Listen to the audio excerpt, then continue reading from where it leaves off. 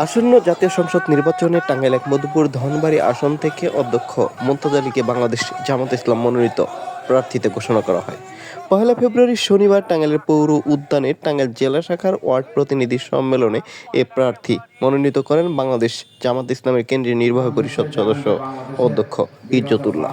টাঙ্গাইল জেলা সভাপতি আহসান হাবিব মাসুদ, উক্ত জেলার নেতৃবর্গ, মধুপুর উপজেলা আমির ও সাধারণ সম্পাদক সহ আগত সর্বস্তরের ওয়ার্ড প্রতিনিধিগণ। উপজেলার সাবেক আমির সদ্য মনোনীত প্রার্থী মেহনতি মানুষের উদ্দেশ্যে বলেন, এই দায়িত্বের ভার আল্লাহ রাব্বুল আলামিনের পক্ষ থেকে, সংগঠনের পক্ষ থেকে আমার উপর অর্পিত হয়েছে। আমি শুধু উছিলা মাত্র, বরঞ্চ এই দায়িত্ব আপনাদের সকলের, এই দায়িত্ব মধুপুর মেহনতি জনতার, এই দায়িত্ব মধুপুরের সকল মানুষের।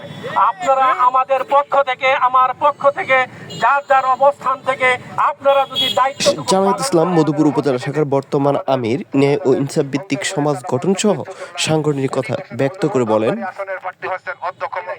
আজকে সংগঠন আমাদেরকে সেই বিষয়ে উন্মুক্ত করে।